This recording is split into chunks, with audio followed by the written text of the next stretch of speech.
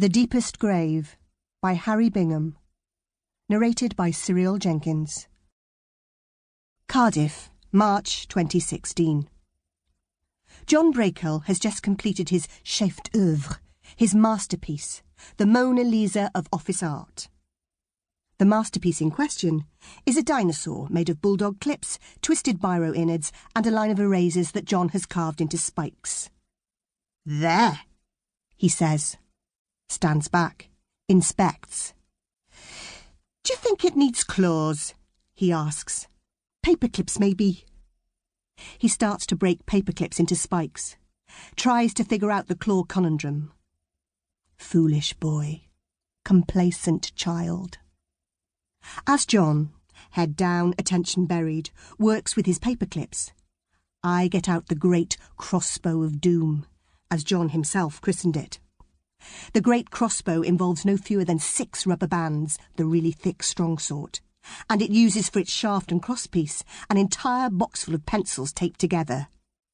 The thing is a bit bendier than it ought to be, but it can still fire the little metal edge piece stolen from the office whiteboard, more than 30 feet across the room, and John's desk stands a lot closer than that.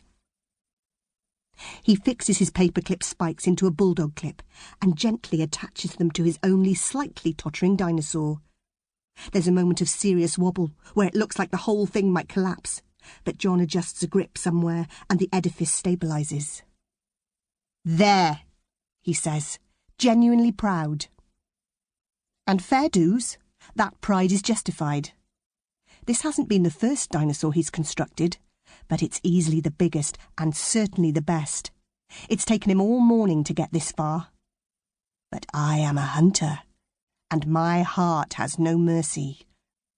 I load the great crossbow of doom and pull it back till the pencils groan against the walls of their sticky tape prison. John half turns to me, wanting, I think, to harvest the praise that is his due. Turns enough that he sees what happens next. The crossbow, straining to its uttermost, a quick release. The whiteboard edge piece flying through the air and striking John's tyrannosaur in its unprotected belly. An explosion of metal stationery and spiked erasers. The edge piece falling to the floor, its deadly mission complete. "Fee!" says John. "Fuck's sake!" "It's the great crossbow of doom," I explain. "It's doomy." "Fuck's sake!" John says again, down on his knees now, finding bits of lost tyrannosaur under his desk. And that's how we are. Me, John, the bones of the fallen. When Dennis Jackson comes in. Dennis Jackson, my boss. The detective chief inspector who presides over our happy breed, this little world. A world that is theoretically devoted to the investigation and prosecution of major crime.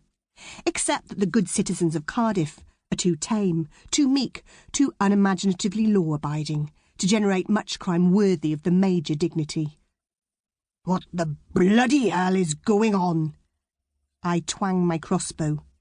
"Maintaining order, sir. My duty and my pleasure." Jackson bites his thumb. He has the look of a man meditating some tedious comment about how the construction and demolition of dinosaurs is not what John and I are paid to do. He doesn't say that, though even thinking it is tedious. Instead, he fingers the wad of paper on my desk. On the topmost sheet, there's a figure scrawled in blue biro, big fat digits thickened out by a lot of cross-hatching and multiple outlines. The figure is 453. On the sheet beneath, there's a similar figure, but in black biro. That says 452. And so on, all the way back to one that reads 19th December 2014. Rhydwyn Lloyd, R.I.P. 453 days since my last proper corpse.